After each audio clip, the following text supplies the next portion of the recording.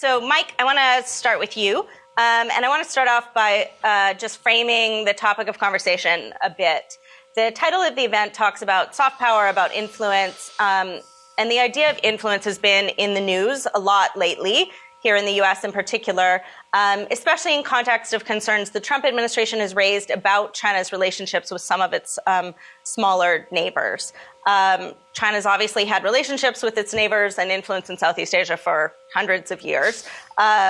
You were Deputy Assistant Secretary of State in the Obama administration. You spent a lot of time in the region. So could you talk a bit about what you see as some of the most significant changes in terms of the ways in which China is engaging its neighbors, the types of influence it's exerting that are driving some of the concerns that you hear coming from the administration here in D.C.? Sure. Well, thank you first, Lindsey, Asia Society Policy Institute, for hosting this very timely and interesting event, as well as the fantastic panel we have here today. I know we're missing a congressman, but I'm more than happy to answer questions about Congress and what it's doing on Asia policy, or do the best that we can on it. So I think that to this question, I think the first point that's important to make is about the debate that's happening right now in Washington about U.S.-China relations. To me, it's quite interesting. It's quite dynamic, as I'm sure everyone is well aware. But I think it's very, very necessary prism through which to see the sort of competition, if you will, or the struggle in Southeast Asia and elsewhere between the United States and China. So again, the United States and China obviously are going through quite a difficult period. The trade war just being, I think, one facet of that. But you see the Trump administration highlighting a number of different areas of growing concern with China, not just in the bilateral relationship, but obviously around the world. I'd argue that there is a growing consensus in Washington, I think, among many policy experts and policymakers about the nature of the threat that China faces. And again, that's in a wide variety of different ways, both in the bilateral, but also in the sort of regional and global context. One of the things that the Trump administration, I think, is increasingly trying to highlight is, again, the sort of multi-pronged aspect of the threat that China poses. And so beyond the sort of traditional security realm, beyond the realm of the trade war focus in terms of the way that China's economy operates that disadvantages foreign companies and foreign countries, they're increasingly beginning to highlight other aspects of it. So things like information operations. You saw Vice President Pence, President Trump last year talk a decent amount, actually, about the ways in which China is trying to influence through propaganda and other measures the way policy debate happens in the United States and other countries. This, I think, is something that is only going to increase. We see it all over Southeast Asia, frankly, as I'm sure the other panelists can speak to better than I can. So that's one aspect to it. The other one, though, of course, is for lack of a better term, the sort of debt trap diplomacy that we've seen China using in a variety of places. And the BRI, obviously, is another piece of this, not just because of the potential for debt trap diplomacy being used through the BRI, but also because of other aspects of BRI, like the building of digital infrastructure, which the Trump administration is obviously increasingly focused on, and looking at the threats that companies like Huawei pose to U.S. and other interests. So I think that's a very important, for me, context in how to see this competition. And so when it comes to Southeast Asia, I think you see the Trump administration increasingly trying to point out a variety of the ways in which China is trying to use those different tools in Southeast Asia with its neighbors. Now, this is obviously not new to the countries of Southeast Asia, the way that China is trying to, I think, gain influence in places like the Philippines and places like Malaysia. We've seen obviously big stories in recent years about how they're doing that. But so I think that that's a necessary context for understanding this broader debate about what China is trying to do in Southeast Asia and how the Trump administration is pointing those things out and encouraging countries in Southeast Asia to sort of understand their relationships with China in a more holistic sense. Great. When we talk about influence, there's been increasing discussion about the idea of not just soft power, but sharp power is the new term that you hear people talking about a lot, because, we always have to have a way to brand things. So I guess break down for me a little bit how you differentiate between these things, because a lot of times I think the challenge for people, sure, grant aid, loans, this looks like traditional soft power tools that a lot of countries use. So what's the big deal, right? How do you understand the difference between what might be soft power, what might be sharp power, what's okay, what's not? How do you make those judgment calls? Yeah, I think it's an important distinction, and obviously, though, there is, I think, a large spectrum in between the two. So for a long time, I would say the United States has been able to deploy some combination of sharp power and soft power, hard power I'd put in there somewhere. But with the idea being that in addition to the sheer power that the United States has via its military, via its just sheer economic strength of its relationships around the world, I would say these are sort of the sharp power aspects of things. You have a tremendous amount of soft power that the United States has had for many decades, and still, frankly, I think has a tremendous amount of, that makes countries want to have certain kinds of relationships, right? They want to be partners with the United States because of values the United States has, because they recognize the United States is not out for territorial ambitions or anything of that nature. And that, yes, the United States is incredibly powerful in terms of its economy, in terms of its military, that some may view as threats, but that those are sort of insignificant in some ways compared to the soft power.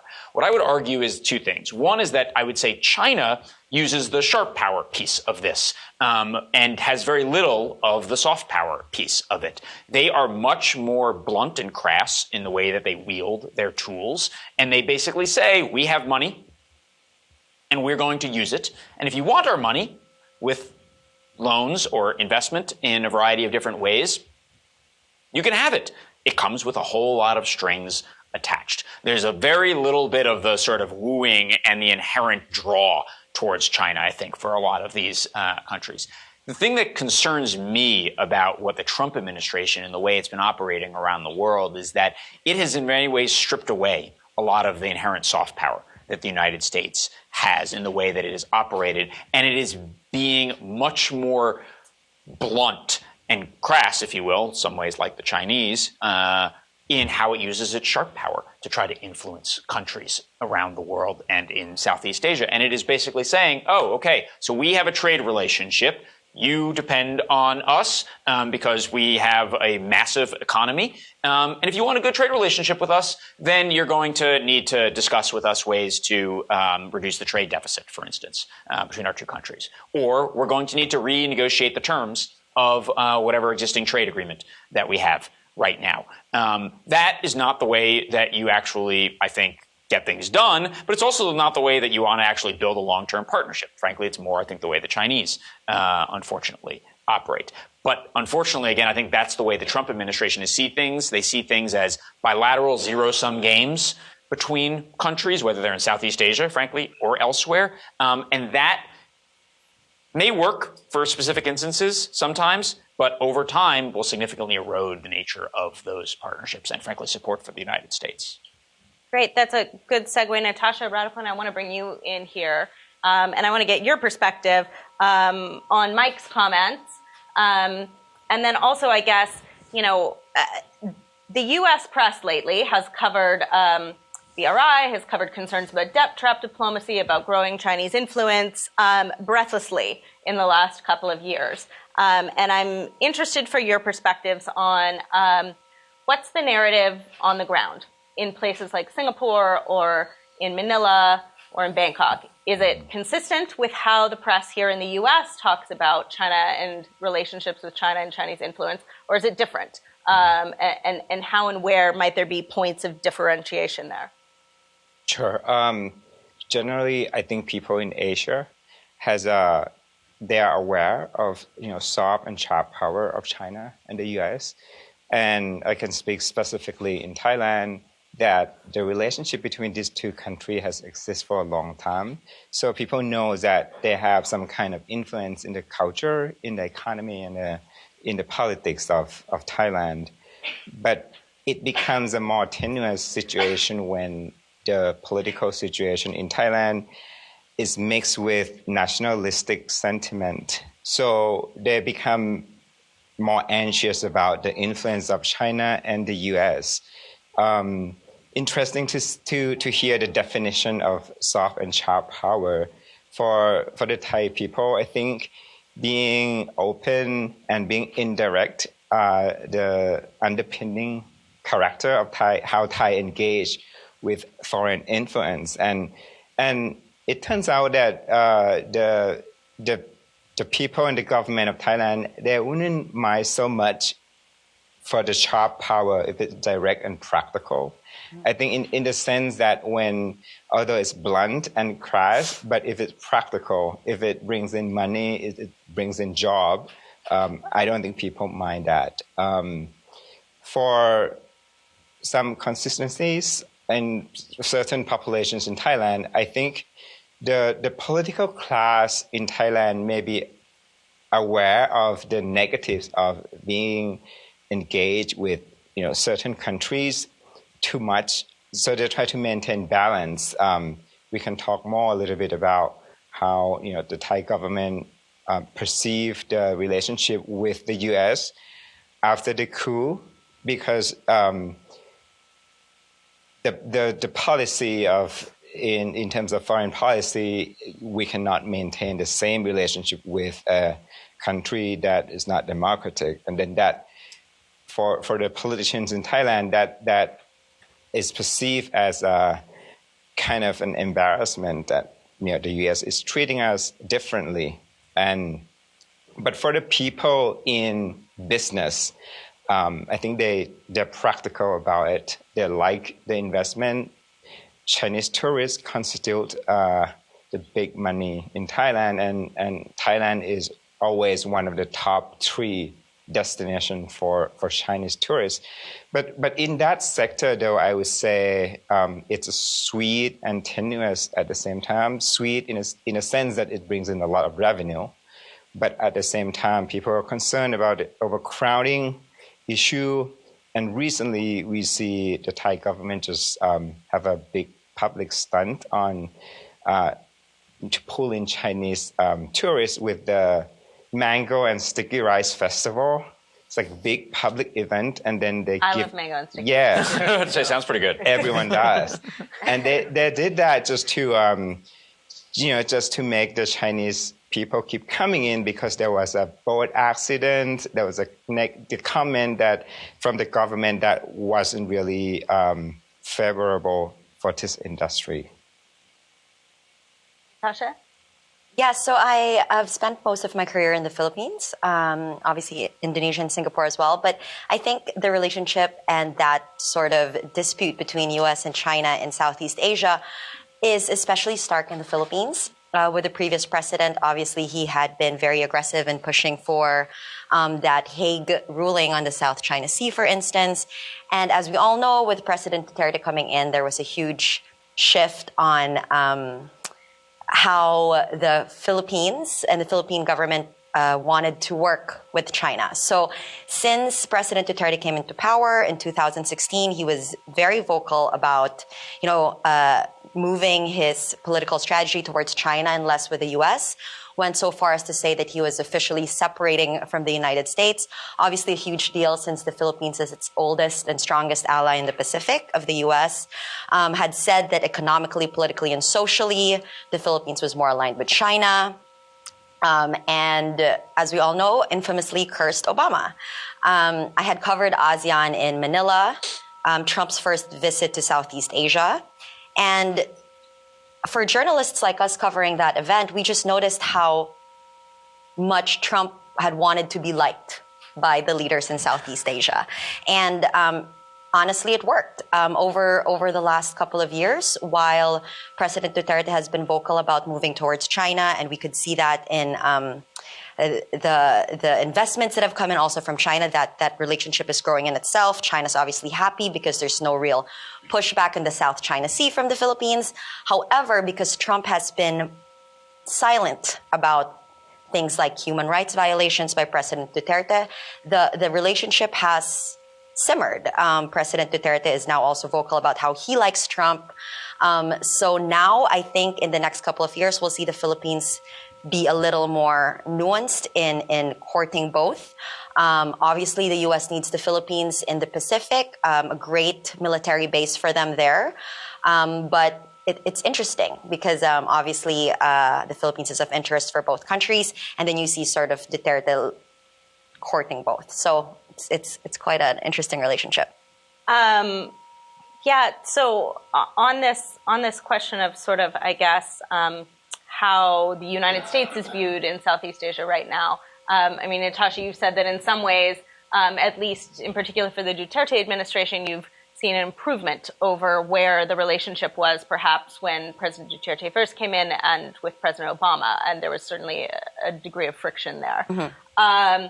So there's some recent polling that came out from a think tank in Singapore, though, that sort of tracking Southeast Asian perspectives and views on a whole lot of things, but includes some thoughts on the relationship with both China and the U.S. And quite frankly, I think that for both China and the U.S., the numbers aren't awesome. So they asked, it's largely the expert community, but talking about sort of China's growing influence in the region, only 9% said they thought China would be a benign and benevolent power in the future, which is probably not the numbers that you want to see on a poll like that. But for the U.S. As well, so in asking, how confident you are in the United States as a strategic partner, only about 30% of the respondents said they were confident. Probably also not the numbers we'd like to see here in the United States. And how do you view U.S. global power and influence compared to a year ago? Over 50% said it had deteriorated or deteriorated significantly. So I guess I'd like to ask you a bit, are there, do you see U.S. Soft power influence in the region on the rise, on the decline? Why? And then also in the context of sort of this perspective of strategic competition between the U.S. and China that's really pervasive right now. How is that resonating in Southeast Asia? And is that creating greater, political debates and friction within Southeast Asian countries about how to handle the growing tensions between these two big players that are both engaged in the neighborhood? I think the less than impressive numbers from that poll is coming from the fact that it's quite obvious for people in Southeast Asia that the U.S. is changing its foreign policy to be more isolate from the global community. The fact that the U.S. was pulled out from the Paris Accord was leaving the impression for a lot of countries that they don't want to engage too much with the global issue, and for the government in Thailand, I think they still see the U.S. as a strong strategic partner in military, although they cannot engage in the military cooperation in the same level they did before the coup. But they try their best to maintain that. At the same time, the competition from China is also quite strong. Under the current government, they have engaged in collaboration of military equipment. The budget for buying defense equipment from China has increased in the past few years. And I should also mention that the coup in Thailand in 2014 is an interesting opening for Russia to develop tighter ties with the Thai government. I think partly because of the strong leadership character of Vladimir Putin and General Prayut Chan-o-cha, the current Thai prime minister. And they actually have met on the sidelines of international forums. And that is another factor that coming in the strategic competition in Southeast Asia. Point. Natasha. So I think I remember this survey. It came out. It's, I think, in association with the Singapore government, where I currently work. And if it's the same survey, the numbers are pretty disappointing. I think 60% had said U.S. influence had declined over the past year alone, and 73% thought that there was greater economic influence and more political or strategic influence by China in the region than the U.S. Obviously, interesting numbers. In the Philippines, despite the president's inclination towards China, the Philippine people actually highly trust the U.S. That's one of the advantages, I guess, of being an ally for so long. So that, at least, despite President Duterte's very high popularity ratings in the Philippines, Filipinos still are more inclined towards Americans. Good news for the U.S. And a lot actually distrust China, especially those who know about the South China Sea conflict. In those populations, it's even lower. However, very interesting nuance is that over the years, the trust in the U.S., while it remains very high among Filipinos, have slowly declined, while China is seeing the highest progress in these surveys. So when you look closer, it becomes a little more problematic. So we'll have to see how it goes. However, there's also in the media a lot more questioning of the BRI deals in the Philippines. People are beginning to question them in ways that they never have before. However, if you hear the rhetoric of the Philippine government, it's also really quite interesting because in the way they explain, for instance, going with China over Japan for debts for infrastructure projects, they will say things like, "We need more friends." Obviously, it's not. Is China really being friendly? It's problematic, but you're already beginning to see an uprising of questioning, at least, which is welcome, very much welcome.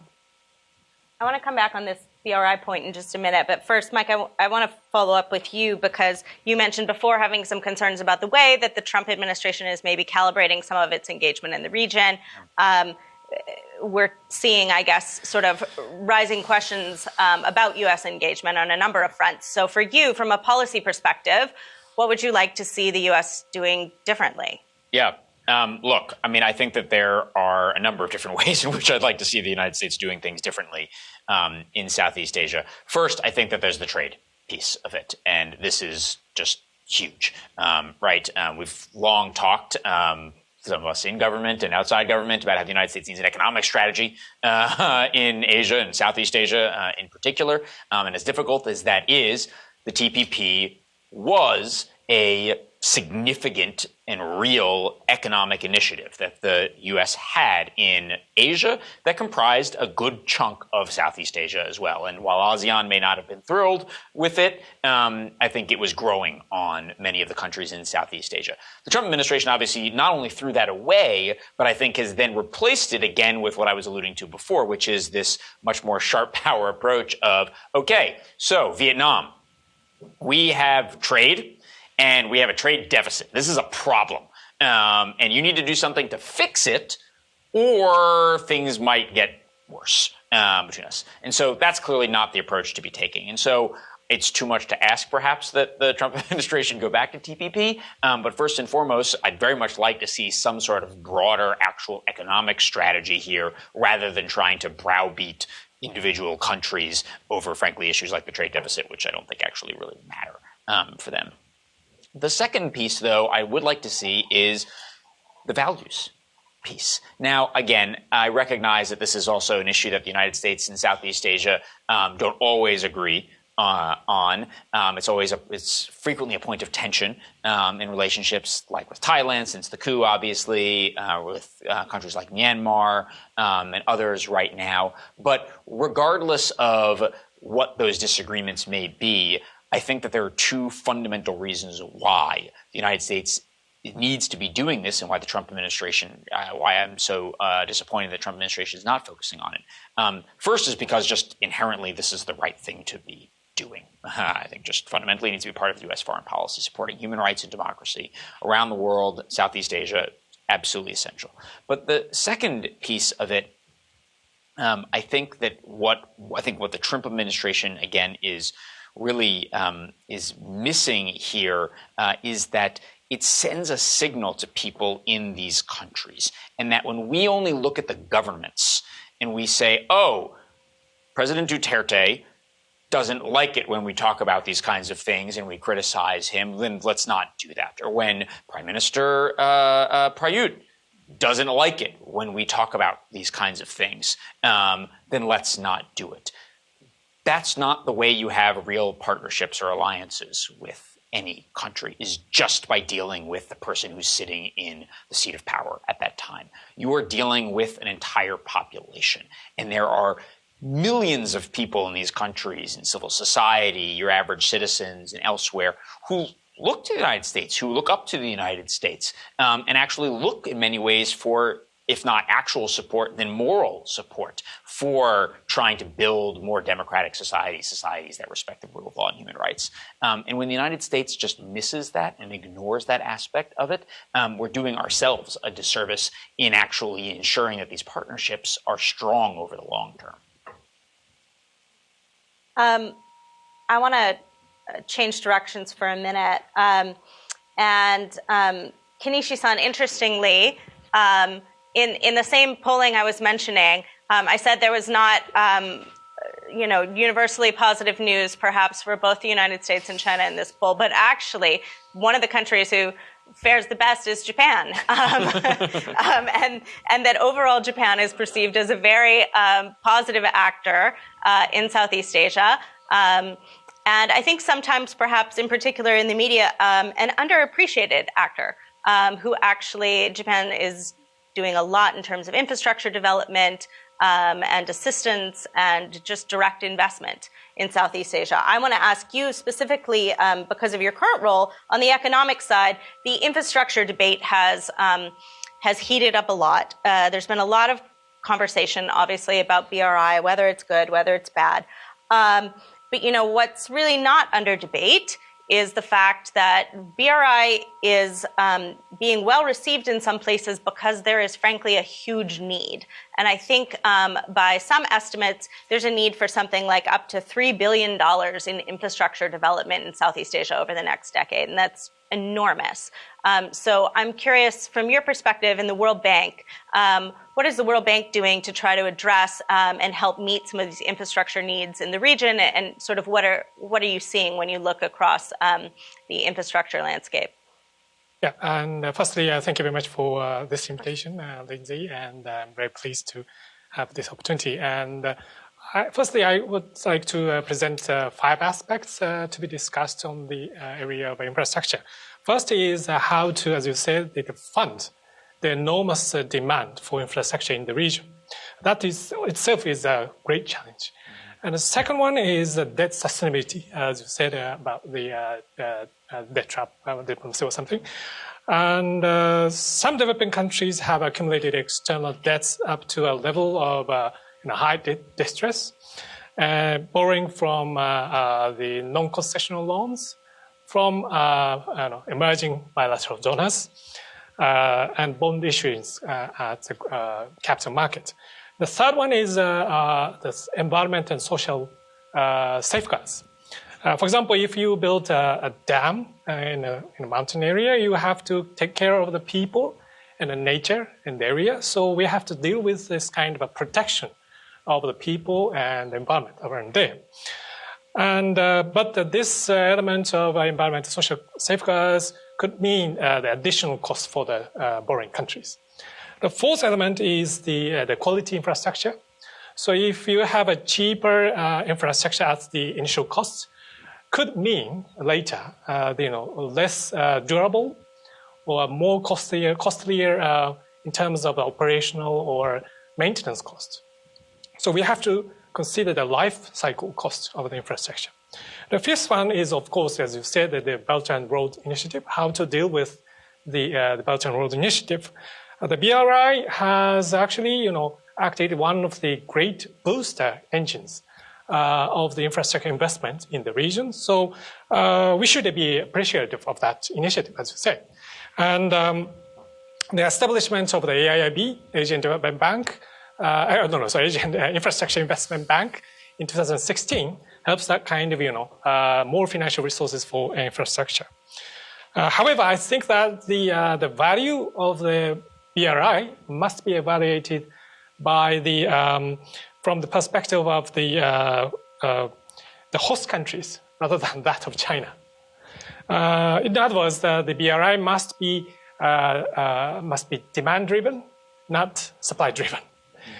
So it is expected that the infrastructure built under the BRI should be compliant with the debt sustainability standards and environmental social safeguards and quality infrastructure for the sake of the host countries, not for China. That's my first message. Mm-hmm. Great, thank you. And so you raised a lot of good points here. This idea of demand-driven versus supply-driven. Sustainable, are we actually taking on sustainable levels of debt? One of the concerns that's been raised recently is that to some extent it's unclear in a lot of cases how much debt is actually being taken on. Yeah. So how do you know whether it's sustainable if nobody actually even knows how much debt there is? It seems like an important place to start. The World Bank, Japan have both really been pushing on this idea of transparency when it comes to loans and debt sustainability, and it's been a big concern. So could you talk a bit about what the World Bank has been doing to try to push for better standards and more transparency when we're looking at infrastructure development? Thank you for these great questions. So I would like to emphasize the importance of transparency in terms of the debt and quality of infrastructure again. So in terms of the debt transparency, we would highlight both sides of creditors and borrowers. So the borrowing countries are sometimes not allowed by creditors to disclose how much and from whom or at what interest rate they're borrowing money. And with respect to creditors, there are some emerging bilateral creditors, including China, who have not yet joined the OECD's Paris Club, where creditors can exchange credit information to make debt restructuring negotiable for the sake of the debt distressed countries. And so with the guidance of the G7 and the G20, the World Bank and the IMF are collaborating in building capacity for borrowing countries and incentivize them to borrow money for the infrastructure in a more transparent and sustainable manner. But on the other hand, on the creditor side, it's unfortunate to see that we are still struggling to urge those emerging bilateral creditors to join the Paris Club. And China has not yet indicated its willingness to join the Paris Club, unfortunately. And in terms of the infrastructure, quality infrastructure, if these projects are co-financed with the AIIB, the World Bank and the Asian Development Bank has provided their services in terms of environmental social safeguards and also procurement safeguards. And actually, AIIB has paid its service fees to the World Bank or the Asian Development Bank. That's the way. And if you find my remarks a bit reserved or less exciting due to my public position, let me present some strong words of David Malpass, Undersecretary of Treasury, as you know, who has been nominated by the President Trump as the next, as a candidate for the next president of the World Bank Group. So Mr. Malpass made a very strong arguments at his testimony for the U.S. Congress around 3 months ago. It's not a long while, saying that, quote, we engaged repeatedly with China on problems caused by Belt and the Road Initiative, which often leaves country with excessive debt and poor quality projects. China often gains influence over the host government and may take ownership of the underlying assets, unquote. So I hope you are more excited to hear about that. And let's together look forward to seeing how Mr. Malpass will behave as the president of the World Bank after he is officially elected by our board later, I think in early April. Thank you. Can you talk to me a bit about, when we're talking about high standards, a bit about Japanese infrastructure development and projects in Southeast Asia? You know, how is Japan trying to really emphasize the importance of the kinds of standards you'd like to see in these projects? Yeah. So thank you, Lindsey, for asking questions about Japan. Yeah. So as you are aware, Japan is now hosting or taking the G20 presidency for this year. So this year's G20 meetings will discuss the quality infrastructure as one of the major agenda items. And we also highlight the debt sustainability and transparency issues as well. So in terms of the quality infrastructure, G20 Infrastructure Working Group, chaired with Australia, a great ally, is discussing with a view to adopting a new set of principles for quality infrastructure. So here are the 5 possible messages for the new set of principles for quality infrastructure. First, quality infrastructure should be aligned with national long-term growth and the development strategies. This could imply demand-driven rather than supply-driven, as I said. The second is openness and transparency of procurement should be secured through the project life cycle. And the third one is both project-level financial sustainability and macro-level debt sustainability should be ensured. This is just as we discussed. The fourth one is anti-corruption efforts should continue to safeguard the integrity of transactions in infrastructure investments, highlighting good governance. The last one, fifth one, is access to adequate information and data is an enabling factor to help investment decision-making. The access to information and transparency in the decision-making process, backed by cost-benefit analysis, are key elements for the creation of better infrastructure investment policies. So with these messages, I hope that the forthcoming G20 meeting in Japan will establish a new set of principles for quality infrastructure. All G20 member countries, including China, as well as relevant international organizations, including the World Bank, are expected to fully comply with this so that many developing countries can enjoy sustainable infrastructure and a sustainable growth rate.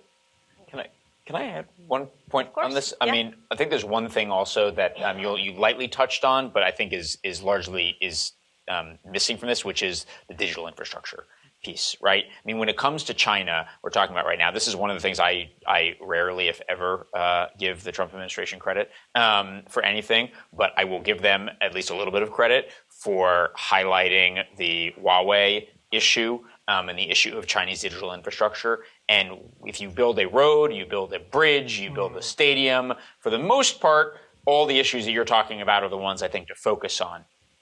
But if you're building digital infrastructure, the potential for Chinese state entities to have information and have data automatically from every single facet of our lives, whether it's the United States or in Southeast Asia or anywhere else, is tremendous. And so I think that this is a debate that obviously I think is raging right now in the United States, but many countries as well. Let's talk about the race to 5G and so forth. But to me, this is a huge, huge issue that is only going to sort of exponentially get more important as the months and years go on.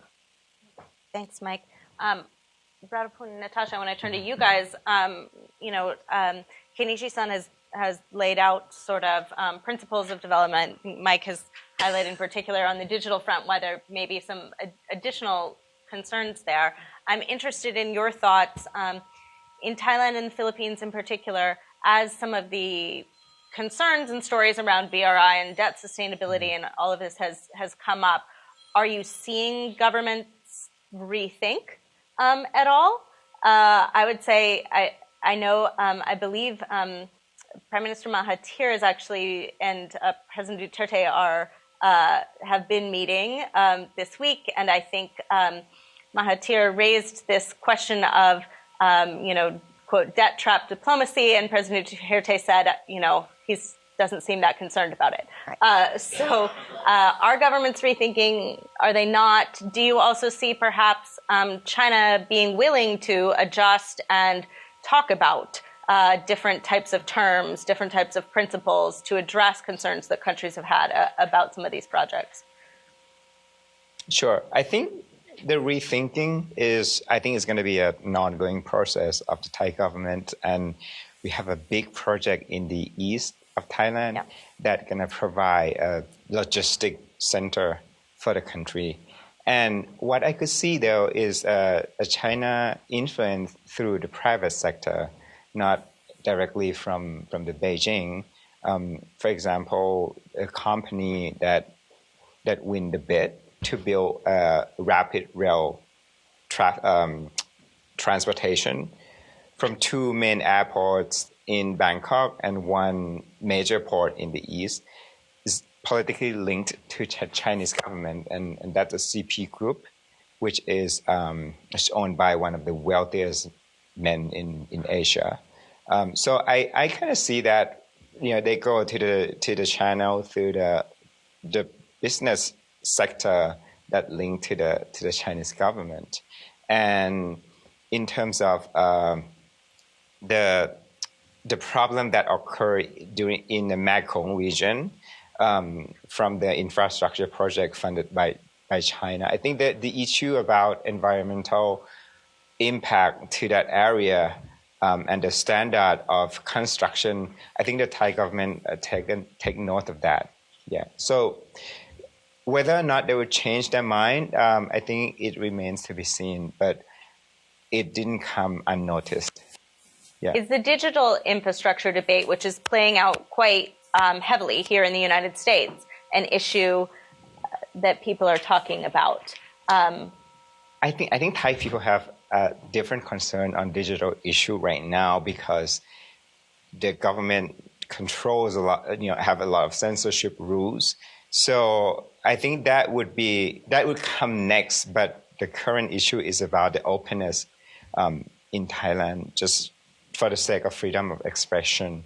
I think that's more urgent than that. Yeah. So a few points. Transparency, one of the biggest issues that's beginning to be raised. Myanmar and Malaysia obviously reviewing some projects over debt sustainability, especially with the delay of projects. And the advantage is that it's increasing greater scrutiny as it takes longer for the money to come in. I want to read some quotes from some analysts just to show you that in the Philippines, at least people are beginning to question it. One analyst had compared China appropriating territories even without any infrastructure projects breaking ground in the Philippines as like banks foreclosing a house, even if it hasn't given you any money yet. Because of the lack of transparency, we don't know how much bigger these infrastructure loans are compared to Japan. At the very least, it could be 3 times more, but it could also be up to 12 times more. That's absolutely scary. And I want to talk about past Chinese investments in the Philippines as well. Those have been riddled with graft and corruption with previous presidents. The current ones are expensive, uncompetitive, non-transparent. So if you look at it from that perspective, it doesn't really make much sense, especially with what's happening in the West Philippine Sea, South China Sea, West Philippine Sea.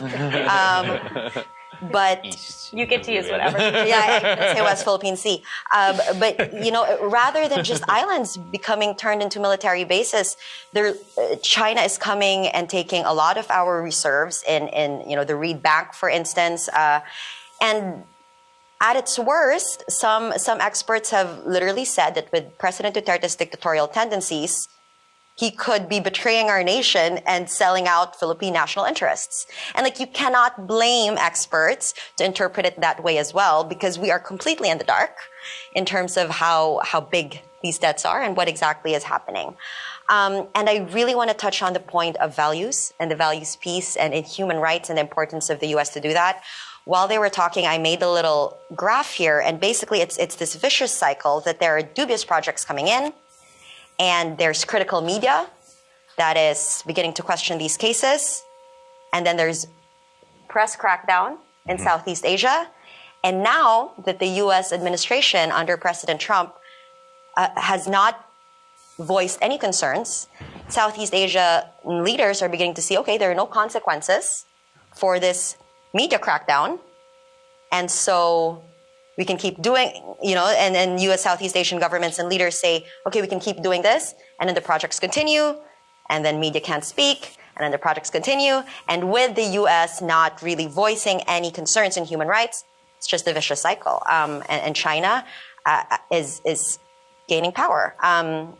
And this is something that I had said at the talk last night about press freedom, is that it's very clear that all of this shows the rising influence of China as the U.S. is losing, is not speaking up against these sort of human rights concerns and the values piece that you didn't bring up.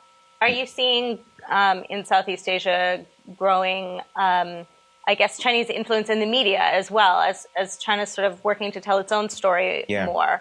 Because that's an issue that's been discussed here in the United States a fair bit. Yeah. Well, before I go to that, and from Natashya's point, I think people in Southeast Asia start to talk about a model that is successful when you have a strong leader and not necessarily democratic. We have seen it in Cambodia, Thailand, Malaysia. And it seems to be a model that a lot of people start to subscribe to.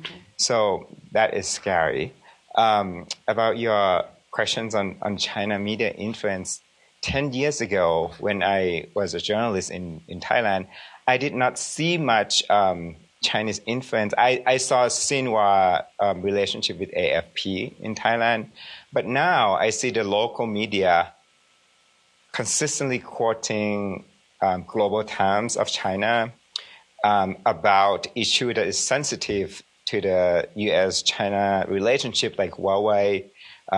The local media in Thailand talk about, the arrest of the CFO is politically motivated. So it's kind of echoing the tone of the Chinese government on the issue that's important to Thailand and the image of China on the global stage.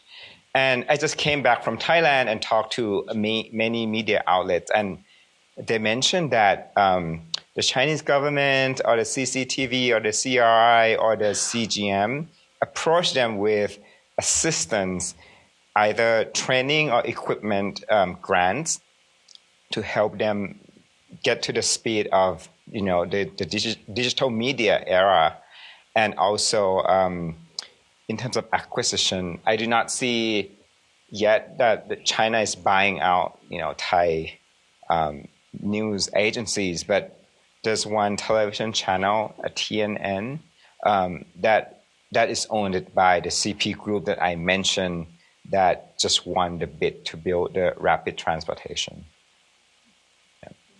And in the Philippines? Yeah, it's quite interesting because we're starting to see more and more Chinese shows in the Philippines. They're buying slots, they're buying programming time. And this is not just news; it's entertainment. It's literally bringing the Chinese culture to Southeast Asia, and we're seeing it more and more in various countries in Southeast Asia.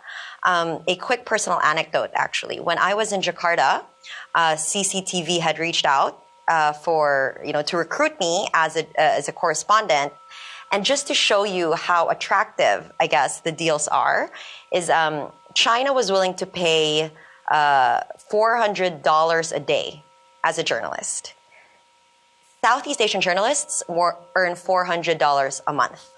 So there's a mix of that, monetary appeal for journalists, and they are increasing their training of foreign journalists. I know last year, I believe there were 44 46 journalists from 44 different countries that the Chinese government hosted for a 10-month fellowship.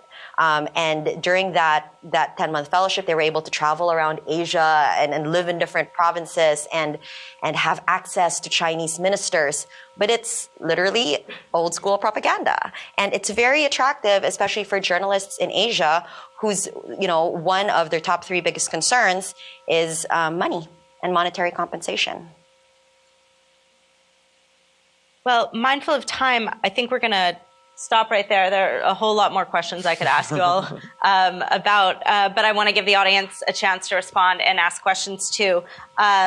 So what I would ask is if people could raise your hands, and then we'll have somebody come with a mic. I'll try to take a couple of questions at a time to let our panelists respond. So why don't we start on this side? We'll start right here, and then we'll go over here. And if I could ask everyone, so that we can get everybody's questions in to the extent possible, to please frame your questions as questions and not comments, and be mindful that we'll try to get in a few rounds of questions. Ma'am, go ahead. My name is Fei Yu from the Asian Development Bank. I appreciate all the remarks being made today, especially with regard to transparency and quality infrastructure, which we are working together with the World Bank on these issues as well. So my question is, with regard to debt transparency, China has not committed to join the Paris Club, but what is the best access? What's the easiest breakthrough that you could envision that China may be acceptable to China to agree with partial debt transparency, which type of debt, and whether there has been any discussions with the Chinese on this. And my second question is that BRI is going to be there, and they have a huge influence in the area. So what is the approach of the Japanese government and the World Bank in working with the BRI? How do you, through working with them, change or improve their influence in the region? Great. Good questions. Thank you. Right here. My name is Vijay Kumar, and I'm retired. I think the way soft power is being defined here is more by trade and investment. To me, don't you think soft power is more than that? If you look at education that the U.S. provides and the number of people who want to come to the United States is an indication of the extent of influence that the U.S. has among the general population. I can tell about India. I mean, the influence of the United States is far greater than that of China.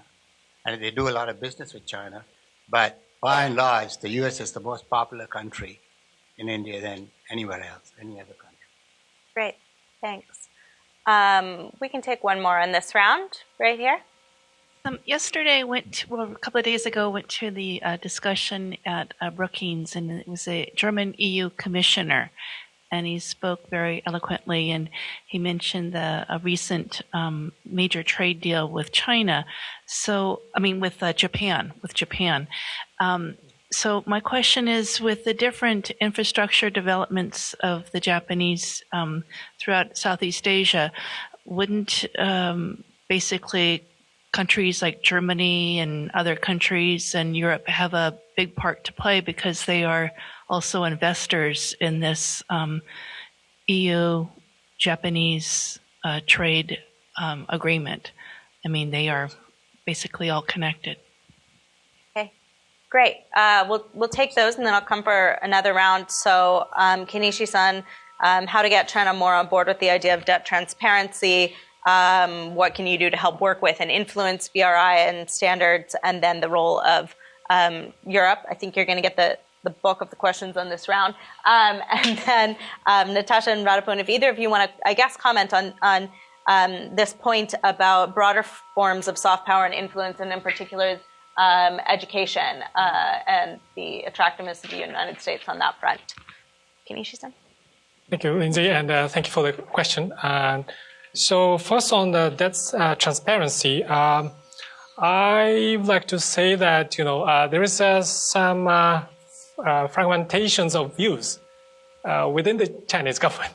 So my friend of Minister of Finance of China are seems to be keen to, or more positive in joining the Paris Club. Where the People's Bank of China is also sophisticated to show their to some extent the willingness to join the Paris Club. But there are other parts who are not so in favor of the participation. So firstly, I would like to see some coordination among the different agencies within the Chinese government. And we have been contacting the Minister of Finance and the People's Bank of China frequently through the financial attaches routes. But on the other hand, there's some disconnection between the finance people and the diplomatic people, I would say. So so it's very difficult, but we continue to encourage them to understand the importance of creditors' coordination and to mitigate the risk of debt distress. And on the BRI issue, China will host the second BRI summit in April. So it seems that China is now planning to upgrade the concepts and the quality of the BRI initiative. So it seems they are now requesting assistance for that upgrade of BRI. For example, requesting the many MDBs, including World Bank and many G7 colleagues. But obviously, the World Bank or the Asian Development Bank is willing to provide technical assistance for China to improve the quality of the BRI. But at the same time, they're a bit, concerned about the political sensitivity of this issue. So, I want to see, to what extent these, international institutions are willing to cooperate with the upgrade initiative.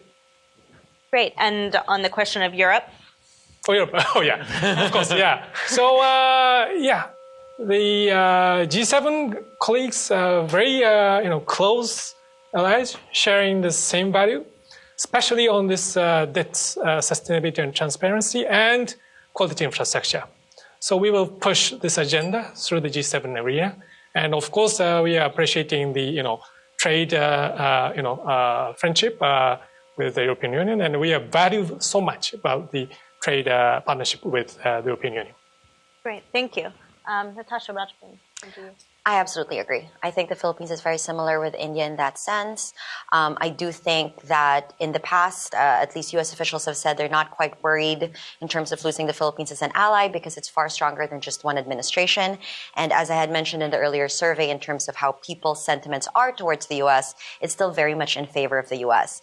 You come to the Philippines, people are watching the Kardashians over any sort of Chinese television show. So the influence is far deeper, and I think that does say a lot in terms of like the inclinations of Filipinos or Indians towards the U.S. However, I do think we need to be cautious because, as I had mentioned in the survey, there are nuances in terms of that popularity waning quicker than it ever has in any period of time since the surveys have been conducted in the Philippines. And I want to say that it's not the same for other Southeast Asian nations that are much closer to China. For instance. So what is it like in Thailand? I absolutely agree that education is a form of soft power. A lot of people from Asia are studying in the U.S. A couple of years ago, the number of foreign students in the U.S. just reached 1 million people. And the number one country that sent their kids to the U.S. is China, followed by India. And so that's an advantage of the U.S. to play that strategic strength in education. However, a lot of foreign students in the U.S. now are concerned about the visa policy, and it's also harder to get a job after graduation. So that strength is undermined by the current immigration policy, and the numbers start to reflect that concern. And China competition in education is also quite visible. In Thailand, they have this institution called Confucian institutions. In Thailand, it's called Kongju, Sthāban Kongju. And they partner with universities around Thailand to teach Chinese culture and language. And I just talked to a media outlet in Thailand, a respectable one, and they said that they're producing an education program with a China media agency, for the Thai youth to learn about Chinese culture and Mandarin. So that's how they kind of compete with the U.S., but in a different strategy, I would say. Yeah. Other questions? Okay, we'll start in the back. Thanks, Lindsey. I'm Natalie Samby from the Perth US Asia Centre in Australia. I'm interested to understand why I haven't heard the word ASEAN throughout this discussion. Is it the case that we are now talking past one another in Southeast Asia? We're talking about surveys among Southeast Asian leaders, but I haven't heard much discussion from any of the panelists about the potential now of what has been a long-standing institution in the region. Is it the case that Southeast Asia's leaders are so skeptical of ASEAN's utility that we're now just bypassing the discussion whatsoever? So I'd be keen to hear what the panelists say. Right here. Thank you so much. My name is Chang Pham, so I come from Vietnam. So you have heard a lot of stories like you share from Philippines, right, from Thailand. And in my country, we have a huge and giant neighbor. So basically, I'm from the north, from Hanoi. So my city is just like 3 hours to the border gate to China. So every day we see like a lot of travel, like a huge traffic, like a huge cargo, like coming back and forth from China to Vietnam. Not much from Vietnam to China, but majority like from China to Vietnam. Yeah, and then I want to follow your question regarding to ASEAN. So I have 2 questions. So you have shared a lot of information and policy stories about the infrastructure, about the ICT, like digital, right? And the trade, and you talk about TPP, CPTPP, you talk about military appearance, you talk about freedom of speech, like social media. So my question here is what do you think the policy maker in U.S. should prioritize on? Where, we should consult the policy, American policy makers should prioritize on which topic among the most. And my second question is you talk about the relationship between U.S. and ASEAN, U.S. and Mekong group countries. You talk about the U.S. Relationship with individual countries. So which direction America should go to, should prioritize on relationship with individual countries, or should prioritize on relationship between America and some group of countries in Southeast Asia? Thank you. Okay, great. I think we can take one more in this round. Sure. My name is Xianying Tang from Guangming Daily. Thank you for organizing this event. I noticed that the topic of today is soft power influence and the strategic competition in South Asia. But it seems I noticed that all the panelists are focused on China. So why don't you talk about the U.S.? How do you evaluate the performance under the Trump administration in the context of soft power in South Asia? Thank you. Okay, great. So we have first a question of ASEAN, and why haven't we heard more about ASEAN today, and what does that mean? So Natashya and Rattaphol, I might let you guys let you guys take that one. Then questions about what should the U.S. be prioritizing in terms of functionally what issues to pay attention to, and then how to think about engaging individual countries or ASEAN collectively as a group. Mike, feel free to offer your perspectives here, though Natashya, Rattaphol, feel free to jump in. And Kenichi-san, actually, you should actually, if you have thoughts here on what you'd like to see the U.S. prioritizing more in its engagement, feel free. You're welcome to. And then also, I guess, finally, to the point about the Trump administration and how they ought to be doing things differently. I think we touched on that a bit in the discussion, but Mike, feel free to elaborate if you want on those points. Natashya, I'm happy to start with you guys. ASEAN. Very frustrating sometimes. So I've covered several ASEAN summits as a journalist, and it's really quite interesting how it's changed in the past few years. I think that, as observers, we were hoping for more. There was a higher degree of hope that they would come together and have, I guess, come together and be more vocal against China, particularly with the West Philippine Sea, and especially with what's happening in Vietnam and all of that. And when I had covered it in Myanmar in 2016 or 2015, there was actual hope that there was going to be a consensus. And just over the last few years, it just has waned further from that. In Manila, I think that was sort of like the big chance. The Philippines was hosting it, but at that time, it was already President Duterte, and a large part of observers had mentioned that particular ASEAN summit was, it would have been a big thing for Manila to host it, but because President Duterte had actually been one of those that encouraged co-leaders not to come out with a strong statement against China, it was disappointing. At that summit, I believe it was President Jokowi of Indonesia was actually more aggressive about speaking up, and I think that's sort of the trend. I had mentioned, unfortunately, the fact that the U.S. has stopped speaking about human rights violations and values and all of that. So, ASEAN, honestly, as a journalist, watching that has been quite frustrating. Yeah, I could just offer the observation as a journalist looking at ASEAN. I think the image of ASEAN's effectiveness and power has been undermined in the recent years because of the stalemate about South China Sea or West Philippine Sea, and that is because it becomes a proxy battleground between the U.S. and China for this region. They try to establish a code of conduct for many, many years, many, many meetings, and we have seen a failure to produce a joint statement because the two superpowers want to engage bilaterally with the member countries in a way that they could sway the opinion of the whole group.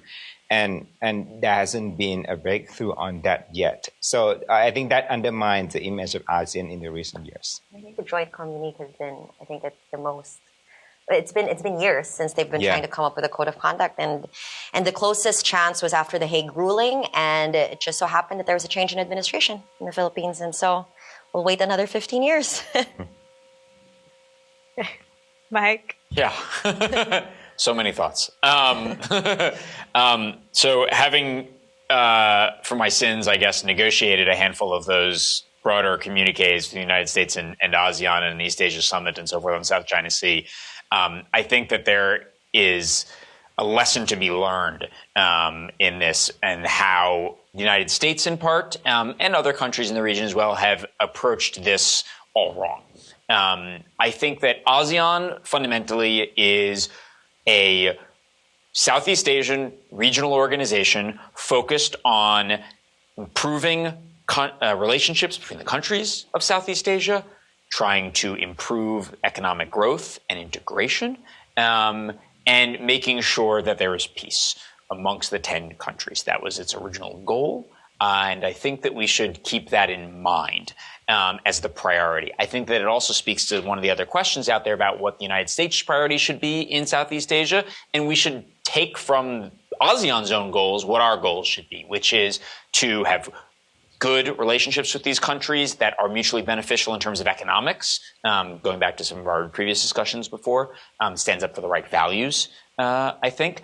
That is going to be the best kind of relationship that we can have with the individual countries and with ASEAN as an institution. I say that in part also because a couple of things. One, I think that if we try to use ASEAN as proxy for competition with China, whether it's in the South China Sea or it's elsewhere, we run the risk of breaking ASEAN or helping undermine ASEAN. And we should not focus so much on, what 3 words are used in the communique this year to describe the South China Sea, because it's just not worth it. It doesn't have a real impact on what's happening. We should be focusing on the other things.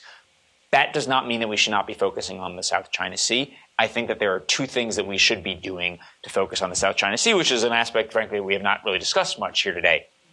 One of them is that we need to find ways to take the regional conversation out of the ASEAN alone context and broaden it. So one of the things that I worked on a lot in the Obama administration with Lindsey was the East Asia Summit. I think there are a lot of conversations to be had about whether or not we can separate this conversation from the ASEAN-led process and make it a truly bigger regional conversation about the South China Sea that does not rely on ASEAN being the arbiter of what language gets put in there or not. I think that's a conversation to be had. The other conversation, I think, is honestly the fundamental power dynamics between the United States and China in maritime Southeast Asia, and that regardless of whether or not the Philippines is going to do X, Y, or Z, or Malaysia is going to do X, Y, or Z in the South China Sea, there is a fundamental freedom of navigation question that the United States has an interest in, and the United States and China also need to be dealing with. And so I think that, to me, those are 2 issues that are obviously related to how the role ASEAN plays in our relationships in Southeast Asia, but should not rest upon the questions of, what is ASEAN going to do, and should we make or break our relationships with Southeast Asia based on this one issue. Thanks.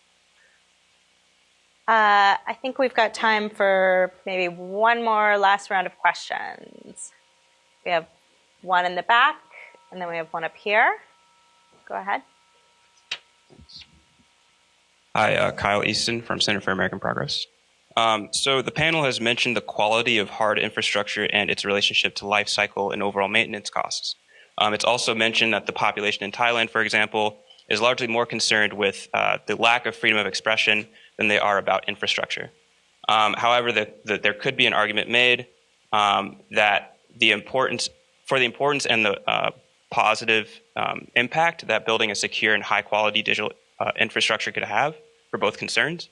So my question is to the panel in general, how could the U.S. kind of emphasize the importance and or positive impact that building a secure and high-quality infrastructure could have? Thanks.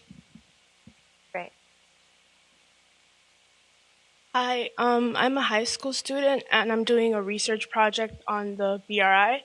So earlier, Ms. Gutierrez, you mentioned that Filipinos have been questioning the BRI, and I was curious as to how specifically, and also how, the problems specifically other Southeast Asians or developing countries have been seeing with the BRI.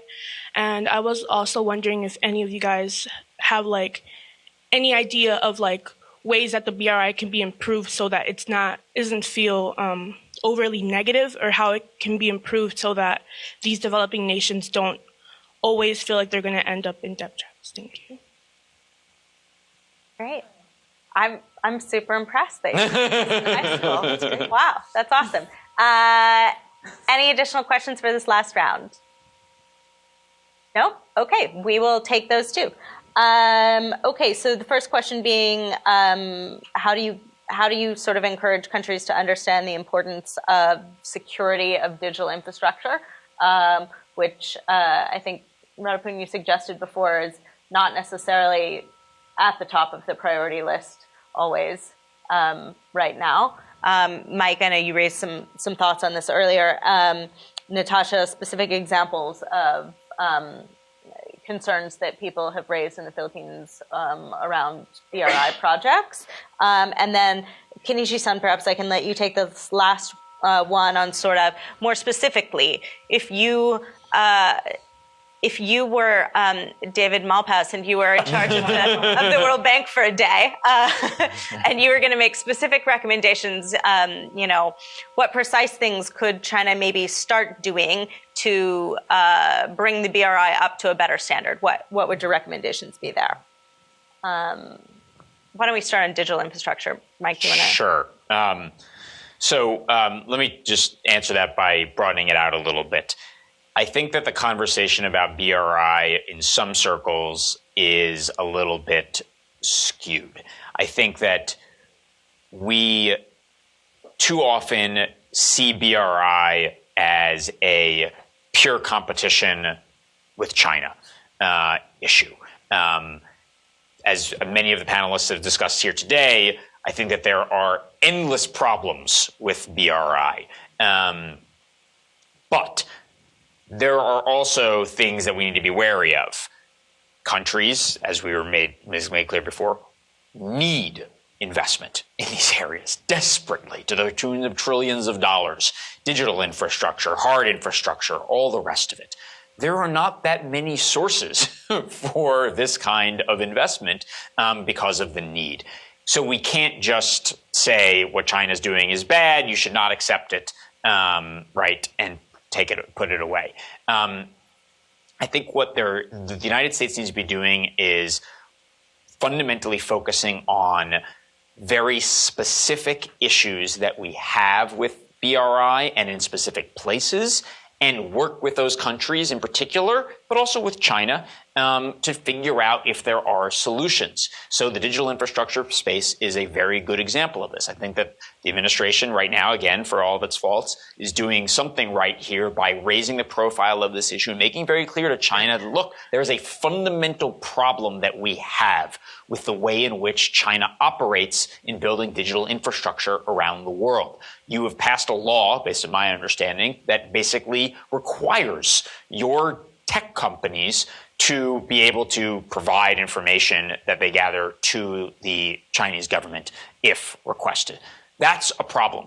That's not going to fly for the United States, and it's not going to fly for a lot of other countries. And so if you want U.S. support or a lack of criticism of this, that's a fundamental issue you need to deal with.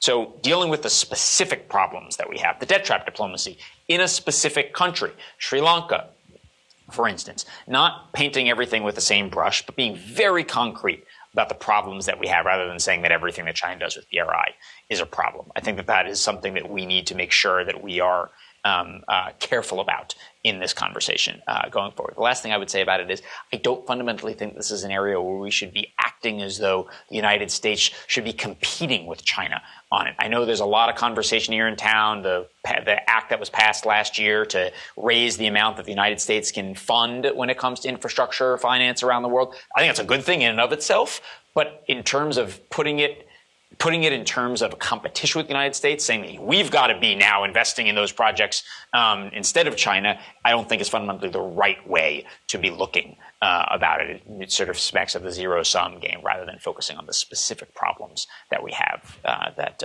were outlined before. Great.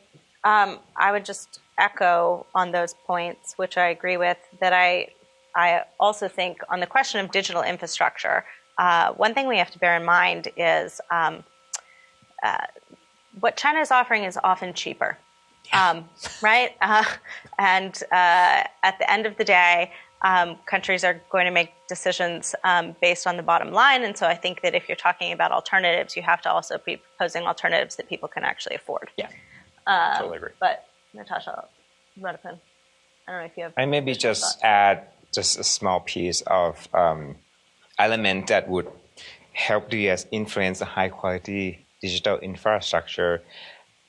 I've seen in different cases that encouraging the country to have a space for public civil society to debate about the negatives and positive impacts from, which model that you subscribe to build the certain infrastructure would help people understand better not just the benefit of, you pay less for this infrastructure, but what would be the consequences of paying less, or what would be the real benefit of doing that? So civil society is also important for this kind of topic as well. Great point. Natashya, on the question about specific BRI projects and things that have been raised maybe as a point of concern in the Philippines.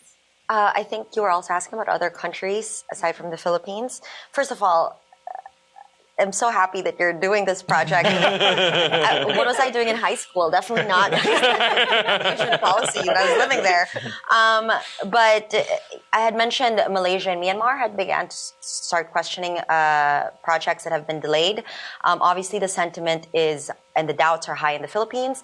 Thailand actually was one of the higher ranked ones. I believe that in that survey that we mentioned, up to 70% had said that their governments should be cautious, and that sentiment was highest in Malaysia, Thailand, and the Philippines. So you are seeing sort of a wider doubt and curiosity. On specifics, we could obviously speak about that later. But yeah, I think you're beginning to see things crop up. Not so much obviously in Vietnam and Laos, but of the 10 Southeast Asian nations, I think a lot, 70%, the number was, are concerned about this. Great. Kenichi-san, we'll let you end. If you were king for a day, what would your recommendations be? Yeah, and thank you very much for the great question on BRI. And as I said, World Bank and Asian Development Bank are, open to and willing to cooperate with China to improve the quality of the BRI. And also, the words of David Mambas, which I introduced before, was a bit too strong for China. So, I don't like to see the exclusion of China from the World Bank, for example. So we have to accommodate, China in the global community. Otherwise, China will concentrate their resources and focus just only on the Asian development, Asian infrastructure investment, AIIB, rather than withdrawing from the World Bank or ADB. That's not preferable. So we would like to see more, generous approach to encourage China to improve its own, quality of the BRI initiative. That's my message. Great. Well, with that, we're going to close. We will look to have Congressman Castro in the future at some point. But in the meantime, if you could please help me in thanking our panel for a great discussion today, and thank you all for joining us.